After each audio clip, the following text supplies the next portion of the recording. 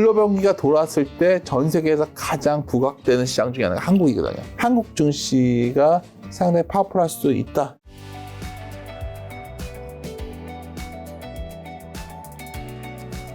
자, 그러면 대형주가 좋다고 하셔서 우리나라 이제 반도체 대형주 삼성제약, 하이닉스는 어떻게 보시는데요? 그러니까 종목 얘기 직접 얘기하는 거 되게 부담스러운데 좋게 보죠. 그냥 그런 것들 좋게 보고 뭐. 근데 이제 최근에 이제 주가가 이제 아무래도 제 금리가 이제 좀 다시 올린다는 얘기가 나오고 왜냐면 좀 변동성이 나오겠죠. 근데 그때 뭘 할 거냐에 들어간다면 저는 오히려 아까 말했던 지금 현재 수출이 잘 되고 있는 것들, 아까 뻔한 종목들이죠. 그런 것들 내지는 아니면 앞으로 좀 돌아설 수 있는 것들. 아까 반도체도 거기에 해당된다는 거죠. 그런 것들이 그나마 기대 요인이다 이렇게 보고 있어요. 아까 수출이 잘 된 거 방산, 뭐 자동차, 조선엔터 뭐 이런 것들 말씀해 주셨는데 지표도 보여주셨는데 앞으로도 그러면 수출이 좀 계속 잘 되거나 더 잘 될 것 같다고 생각하는 건 비슷하게 보면 될까요? 화장품을 예를 들어도 어떤 분들은 이제 화장품이 계속 이러는 거죠. 이제 중국의 내수가 다시 살아날 거니까 우리 화장품이 잘 될 거야. 그건 좀 한계가 있을 것 같아요. 옛날에 한국 화장품이 잘 팔렸다. 잘 팔렸죠. 지금은 오히려 뭐 여러 가지 그 미용 장비 쪽이 수출이 잘 되잖아요. 아니면 뭐 그런 식으로 변화가 생기고 있다는 거죠. 그러니까 그런 변화들을 찾아서 그런 쪽만 집중하는 게 맞지 않겠는가 하는 게 기본적인 생각이에요, 저는. 왜냐하면 그 경기가 아직까지 온기가 확산되지 않아요. 예를 들어 OECD 선행지수가 G20 선행지수가 100 이상으로 안정된 것도 아니고 그러면은 종목이 막 온기가 확산되는 분위기로 가긴 쉽지 않고 오히려 당분간 더 아직까지 좋았던 것들에 더 집중될 확률이 높아요. 그래서 이제 그러다 보면 되게 제한적이고 문제는 주가가 왜 이렇게 불안해들 하냐면 그런 것들이 이미 다 올라왔기 때문에 여기서 얼마나 더 가겠냐들 고민하시죠. 근데 전 그래도 그런 쪽에서 그나마 하다가 글로벌 경기가 완연하게 돌아선다. 그게 뭐냐면 글로벌 경기 선행지수가 100도 넘어가고 뭐 유동성 증가율도 더 나아지고 물가도 훨씬 안정되고 그러면 이제 내수부터 해서 모든 게 같이 뜨겠죠. 그게 언제 올 줄 잘 모르겠다는 거예요. 그쪽은.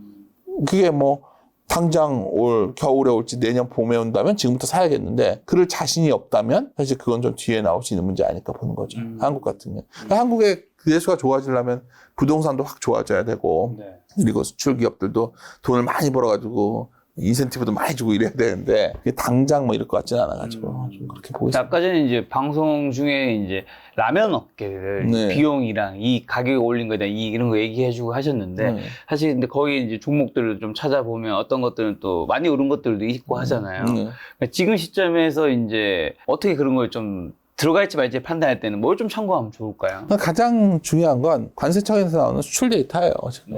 계속해서 지금 그쪽 되는 것들이 최근에 어떤 일이 있었냐면 이런 것도 있었어요. 뭐 굴착기 회사들이 실적이 좋아지고 있어요. 그럼 여기에 연동되는 아이디어가 뭐냐면 워렌 버핏이 일본의 상사주를 막 샀어요. 스미모토 같은 거. 네, 들었습니다. 그럼 최근에 어떤 흐름이 있냐면 좀 새로운 광산 개발이 늘고 있어요. 왜냐면 막 리튬도 필요하고 막 이러니까 건설 경기는 안 좋은데 굴착기가 필요한 거죠. 이해하셨나요? 그렇죠. 그런 쪽들 좋아지고 있는 거죠. 지금 시장에서 어디가 또 하나는 뭐가 있냐면 뭐 일본의 상사 주식들이 뭘 갖고 있죠? 다 오랫동안 광산 지분들 갖고 있는 회사들이에요. 버핏이 거기 투자한 거예요, 제가 봤을 때는. 그렇죠. 그러니까 새롭게 안 쓰던 광물들을 많이 쓰는 게 생기고 있잖아요.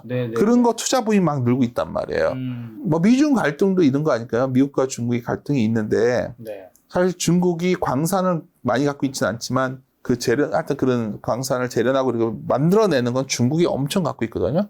그러면 지금 엄청나게 미국이 원래 바이든 정부라는 게 민주당 정부니까 환경을 중시해야 되는데 요새 무슨 유가 관련된 것들 다 개발 캐패시티가 엄청 하잖아요, 미국이. 아까 LNG 터미널도 보여드린 거 아니에요. 그러니까 저런 식으로 막 개발해서 자원도 자기가 직접 하겠다는 거예요. 그러니까 다 분리되는 거죠, 공동망이. 그걸 안 좋게 보시면 안 좋고 막 얘기를 하지만 그런 쪽에서 상당히 우리가 기회가 있겠죠. 그런 쪽에 투자하는 거. 그러니까 예를 들어서 이제 사우디가 굉장히 중국에 손을 내밀었어요. 이유가 모르겠어요. 미국이 저렇게 하면 유가가 내려가겠죠. 그렇죠. 그러면 사우디 같은 경우에는 재정 수지가 안 좋겠죠. 재정이 거의 유가에 의존하는데 그래서 경고를 한 거죠, 미국한테. 너를 이렇게 하면 나도 가만히 있어. 그러니까 하지만 여기 유가가 많이 올라갈 수 있을까요? 이렇게 투자로 캐파를 늘리고 있는데 그건 다 데이터에 나오는 거야. 엄청난. 그러니까 이런 쪽 투자들도 진행되다 보니까 뭐 중국 경기가 그러니까 이렇게 자꾸 사람들이 중국 경기가 좋아져야 뭐 시크릿칼 중에서 뭐가 올라오는데 굴삭기 같은 건 중국 경기 상관없이 저런 식으로 올라오는 거라고요 지금. 그러니까 그런 식으로 지금 좋아지는 보니까 우리가 자꾸 과거에 어쩌으니까 이런 얘기할 게 아니라 지금 좋아지고 있는 것을 지져봐야죠. 예를 들어서 우리나라의 어떤 그 전기 전자 업체도 뭐 자기 구조조정을 하고 나서 전장 쪽으로 확 가는데 그걸 대사람들이 좋게 보는 이유가 그쪽의 비즈니스가 확대되고 있으니까. 챗GPT가 많이 사용되면서 마이크로소프트의 빙까지 사용이 늘면서 그냥 막 밸류에이션 앞서 반영했잖아요. 아까 제가 밸류에이션 1.0을 그레이엄이 말했던 자산가치 중시였는데 최근에 우리 시장에서 굉장히 자산가치 위주의 투자, 소위 담배꽁초 투자가 완전히 붕괴됐잖아요. 최근에. 그런 가치 투자도 뭐 틀렸다는 아니지만 그 다음에 워렌 버핏이 말했던 어떤 해자 위주의 투자, 그런 어떤 브랜드 경쟁력 뭐 이런 투자들도 물론 지금도 유효하지만 그만 갖고는 모자란 거죠. 지금 철저하게 얼마나 사람들이 많이 활용하고 전형식. 그러니까 메타버스는 좋게들 사람들이 안 봤죠. 많이들 안 썼잖아요. 그렇죠. 근데 챗GPT 많이 사용하잖아요. 지금. 직접 많이 사용했죠. 지금도 사용하는 사람도 있더라고요. 사용을 많이 하니까 반도체도 더 필요하고 센서도 더 필요하고 그 반도체 회사들도 다 혁신이 바뀌어야겠죠. 그러니까 이런 식으로 바뀌고 있는 거에 뭐가 우리 기업에 해당되냐를 뒤지는 싸움이에요. 예를 들어 반도체 장비 회사도 잘 보시면 옛날에 아무도 쳐다보지 않던 후공정 회사들이 주가가 좋았어요. 잘 생각해 보셔야 돼요. 옛날에는 반도체 책들 보면 다 점공정 장비 막 얘기만 해요. 후공정이 중요해질 수밖에 없죠. 그리고 옛날에 상상도 못했던 반도체가 돌아왔었는데 하이닉스만 가요. 하이닉스가 더 강했던 이유는 HBM 때문이었잖아요. 이게 이런 게 매우 중요한 포인트가 되고 있다는 거죠, 시장에서 지금. 지수가 물론 오를 때 하면 더 편하겠지만 내리더라도 지금 내가 뭘 편입해야 됐을 때는 굉장히 미세하게 뒤져봐야 되는데 사람들이 뭉뚱그려서 막 테마틱하게 자꾸 접근하니까 왜 그건 안 움직이지 뭐 이런 얘기가 나올 것 같아요, 제 생각에는. 혹시 미국 테크주들은 좀 어떻게 보시나요? 제가 테크주를 좋게 보죠, 저는. 매우 테크주는. 애플, 구글, MS, 아마존, 엔비디아. 구글은 잘 모르겠고 가장 좋게 보는 건 엔비디아 좋게 보죠. 엔비디아. 뭐 많이 올랐죠. 너무 많이 올랐는데요. 그래도 뭐 엔비디아, 애플 뭐 다 좋게 보죠. 뭐 마이크로소프트도 좋게 보고. 왜 그 엔비디아랑 애플이랑 MS를 좋게 보세요? 다 기술적 해자의 싸움이 들어간 거잖아요, 전 다들. 엔비디아는 누가 뭐래도 새로운 AI 환경에서 가장 각광을 받는 주도주가 돼버렸으니까 뭐 변동성이 있겠지만 좋아지지 않을까요? 뭐 그런 측면에서 제가 뭐 얼마나 뭐 이쪽에 대해서 지식이 막 깊지는 않지만 그런 굉장히 중요한 어떤 주도주가 되고 있다는 믿고 있는 거고 애플도 어떻게 보면 점점 더 그 생태계를 장악해 가고 있잖아요. 뭐 옛날에는 시계였는데 점점 변하잖아요. 그 핸드폰 전화기였는데 이 시계 건강 체크하는 거 그다음에 점점 뭔가 생태계가 확장되고 있잖아요. 그렇죠. 이러다가 어디까지 갈지 모르겠는데 제가 봤을 때는 이게 저도 이제 TV도 애플 TV도 보는데 그렇게 프로가 아주 뭐 그렇지는 않지만 그런 확장성이 있기 때문에 좋게 보고 있어요. MS는요? 당연히. 당연히 마이크로소프트가 빙이라는 게 있고, 이런 거 생각해 보셨어요? 작가님도 이제 일 같은 거 할 때, 엑셀 같은 거 옛날에는 뭐, 어떻게 할지 모르겠어요. 제 지식이 더 깊게 정확히 아는 건 아닌데, 엑셀 같은 것도 다 이제 챗 GPT에서 할 수 있는 시대가 오고 있잖아요. 그러니까 마이크로소프트가 새롭게 다시 시장의 주도권을 잡아가는 게 아닐까. 그러니까 빙 같은 소위 검색기가 아무도 안 찾아봤었잖아요.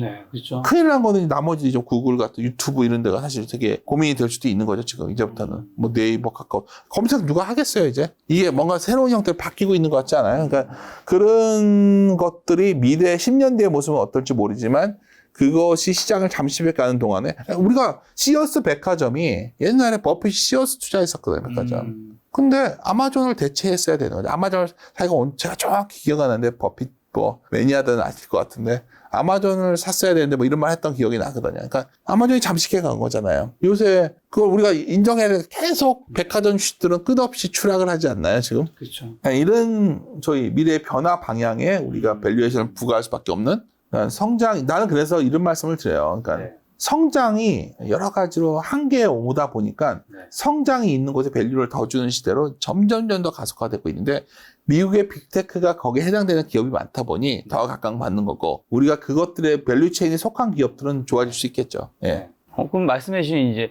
미국의 빅테크들이 아무래도 그런 성장 기업에 해당되는 곳들이 많은데 그리고 아까 지금 한국의 증시도 앞으로 지금이 뭐 겨울이 아니라 어쨌든 지금 봄에서 더 좋아지고 있는 계절인데 그럼 지금은 한국과 미국 주식 좀 어느 쪽에 좀 더 포커스를 비중을 맞춰야 될까요? 그걸 정확히 비중을 저는 알 수 없는데 저는 아무래도 한국 분석 위주로 하는 사람이니까 당연히 한국 주식을 선호하죠. 왜냐면 아는 게 더 많으니까. 네. 미국 주식에 대해서 제가 뭐 알아봤자 얼마나 알겠어요.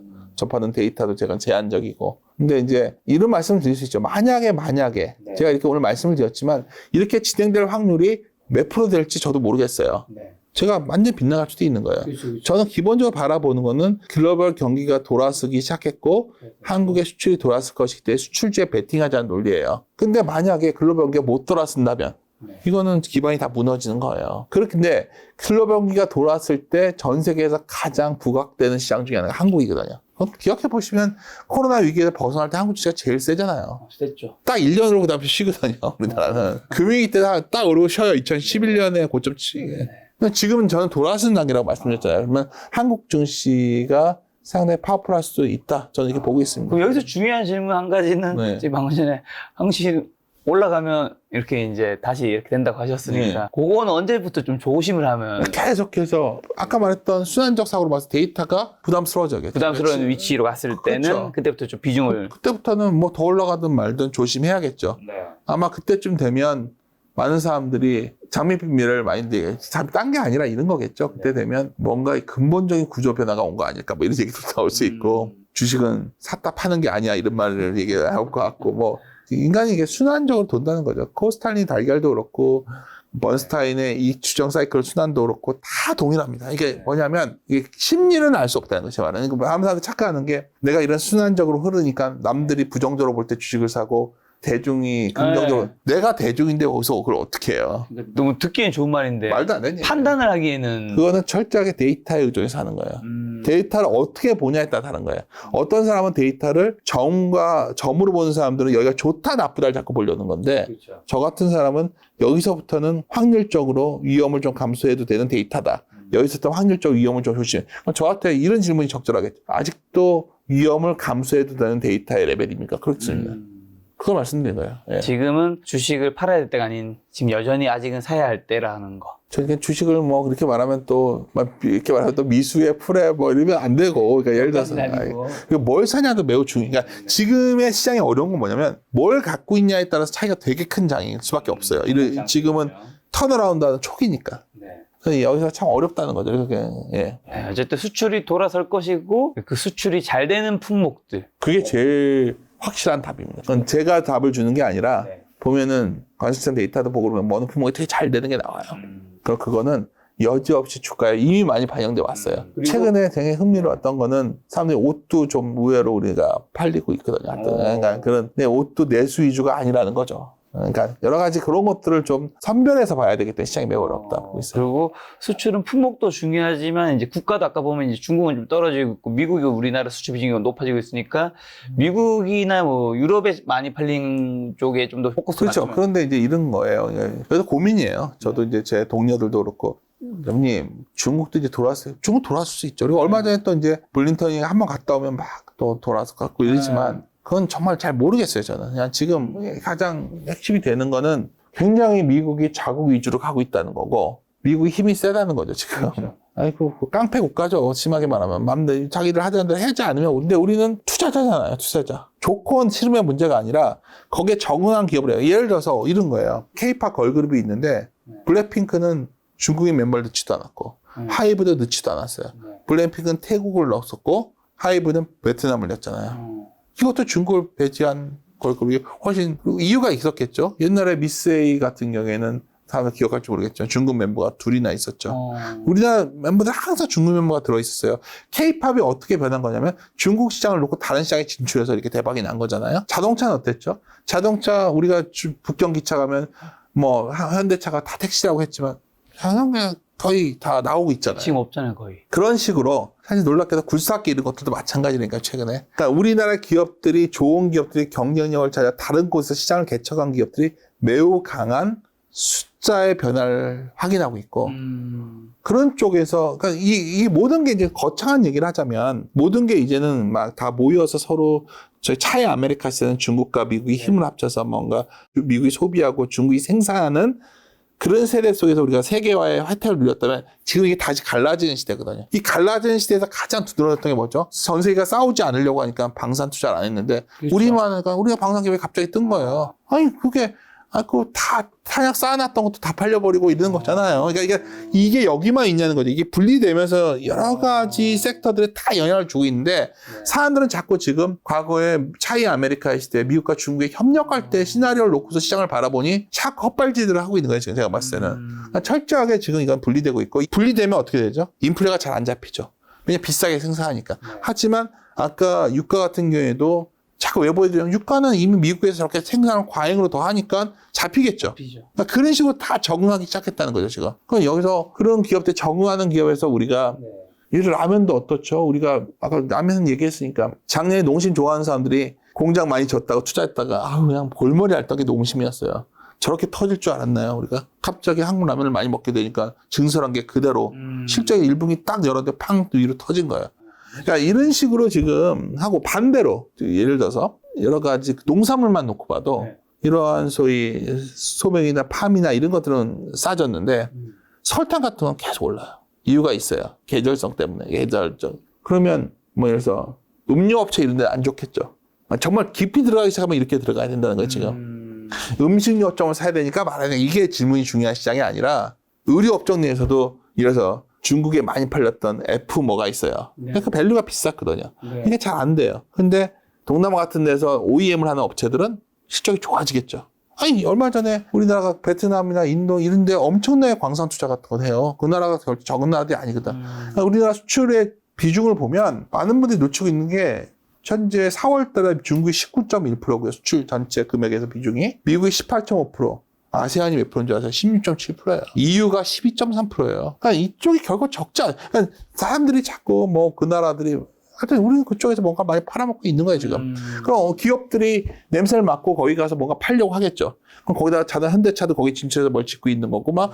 그러니까 자꾸 그러니까 중국과 미국만 볼 게 아니라 중국과 미국에 갈라섰기 때문에 그 안에서 지금 전 세계적인 투자가 발생했어요. 그걸 찾아서 우리도 찾아보는 싸움인데 저도 뭐 제가 이렇게 말로만 말씀드리는 거고 각자 투자자든 자기가 투자할 기업이 있다면 굉장히 디테일하게 이걸 파고 들어야 돼요. 근데 여기서 가장 뒤떨어진 투자는 뭐냐면 과거에 뭐 이렇게 되면 뭐 이렇게 어떻게 됐으니까 제가 재밌는 얘기 해드리면 제가 누구보다 중국 애널리스트를 많이 데리고 일을 했었고 했는데 많이 근본적인 변화가 생긴 것 같아요. 그쪽도. 그러니까 크게 두 개의 근본적인 변화가 있는데 하나는 챗GPT로 대표되는 그 소위 신기술의 전환. 그러니까 그래서 챗GPT가 되면서 처음에는 막 엔비디아가 올랐는데 갑자기 어도비가 올라요. 왜냐하면 이 어도비 편집도 다 챗GPT화 되고 있잖아요, 지금. 맞아요. 요즘에 장난 아닙니다. 그러니까 그게 다 사용을 하고 있으니까 이 가치가 올라가는 거예요. 요즘에 지금 며칠 전에 저희 PD님 알려주셨는데 뭐 설정 몇 개 가지고 딱 누르잖아요. 그럼 중간에 이제 이런 영상에 중간에 여백이나 뭐 이런 거 있잖아요. 한 번에 스톱. 무서운 얘기가 뭐냐면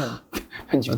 뭐 이게 너무 이렇게 잡담처럼 해도 되나요? 지금 그 사람들이 어떻게 생각할지 모르겠는데 MS의 오피스가 챗GPT에 넣어서 뭔가 변화를 주겠다고 했거든요. 이미 엑셀 같은 그러니까 내가 농담처럼 우리 리서치의 RA를 어떻게 하냐 그랬어요.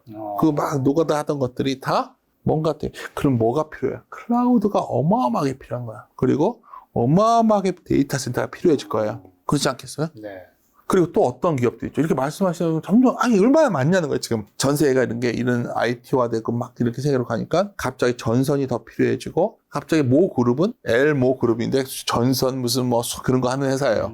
회사가 좋아지잖아요. 다 그런 쪽 적응하는 기업들 생태계는 막 좋아지고 있는데 거의 완전 벗어나 있는 기업들에 가 있는 분들은 되게 힘들겠죠. 그리고 그런 기업 투자가 되려면 회사 규모가 돼야겠죠.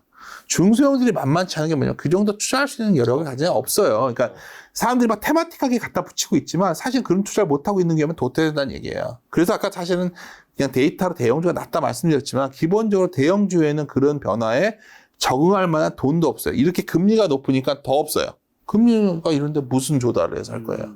현실적인 생각을 해야 되는 거예요. 그래서 그런 식으로 본다면 주식 투자가 뭐 여기서부터 이제 뭐 누가는 2,500개 그래서 잘 모르겠어요 저는. 근데 지금 기본적으로 계절에 맨 처음 말씀드렸던 게 지금이 겨울이냐 겨울로 들어가는 초입이냐 저는 그렇게 안 보이기 때문에 근데 겨울을 나왔다. 여름의 시간이 언젠지는 헷갈리지만 지금 봄인데 가끔 뭐 봄에 꽃샘추위 온다고 그게 봄이 아니냐는 거예요.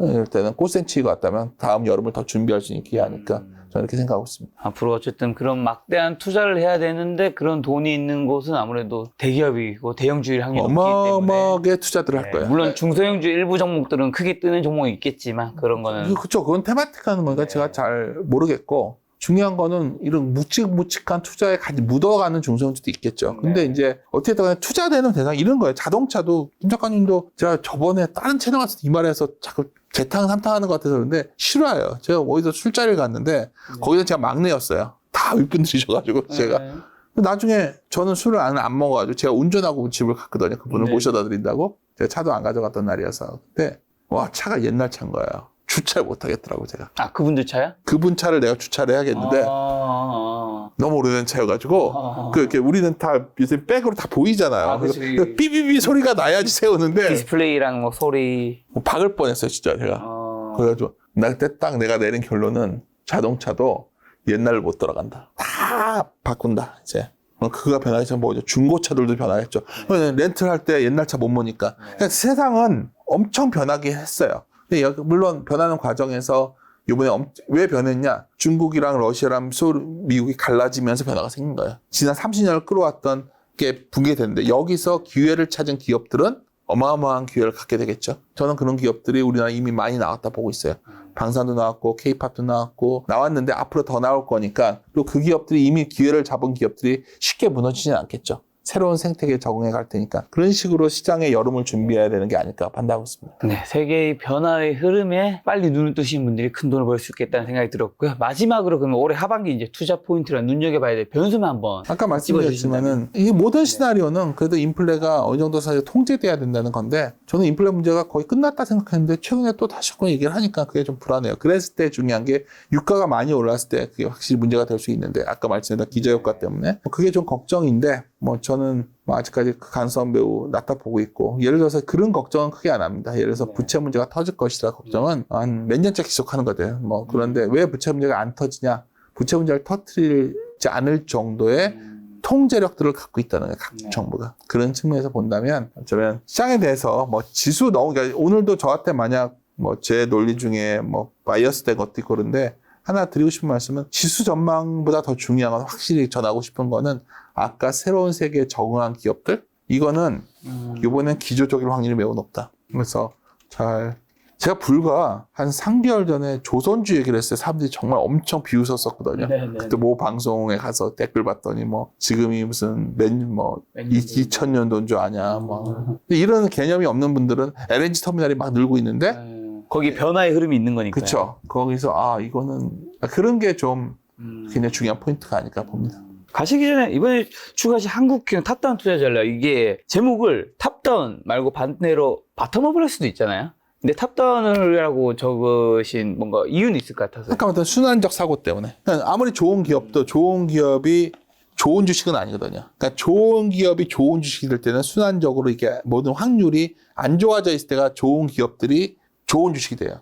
아무리 좋은 기업도 아까 순환 사이클상으로 어떤 지표들이 매우 경기가 좋고 아주 좋고 이럴 때는 나쁜 주식이 돼요. 그렇죠. 좋은 주식이 아니겠죠. 가격이 떨어질 텐데 이제. 그렇죠. 그거 말씀드리고 싶어요. 그걸 판단하는 기준은 바텀업이 아니라 탑다운이기 때문에 그걸 판단하기 위한 어떤 아이디어를 얻고 어떤 지표를 봐. 아까 오늘 계속 수출 얘기하고 선행지수 얘기하고 이런 얘기를 하잖아요. 이런 걸 알고 계시면 편할 것 같지 않나요? 그런 거에 관한 책이에요. 예. 대표님의 인사이트 자세히 알고 싶은 분들은 이 책 한번 보시면 좋을 것 같고요. 저는 무엇보다 대표님께서 이제 지난번보다 훨씬 더 증시에 대해서 좋게 얘기해 주셔서 지난번에도 좋게 얘기하지 않았나? 지난번에도 좋게 얘기해 주셨는데 오늘은 뭔가 되게 밝게 긍정적으로 얘기해 밝게 얘기했을 뿐이고 사실은 저도 이렇게 말은 하지만 이러다 폭락하면 어떡하지 걱정합니다. 그러니까 세상에 제가 이렇게 말한다고 된다는 법은 없으니까 참고하셨으면 좋겠어요. 대표님 말씀하신 그 지표들, 수치들 그런 거 위주로 이제 잘 받아들이시면 좋을 것 같고 대표님과 또 하반기 때 2024년을 준비하는 시간 한번 마련해 보도록 하겠습니다. 오늘 만나면 손님은 윤지호 대표님이었습니다. 지금까지 여러분 소중한 시간을 함께 해주셔서 정말 감사합니다. 오늘도 김 작가였습니다. 고생 많으셨습니다. 네, 감사합니다.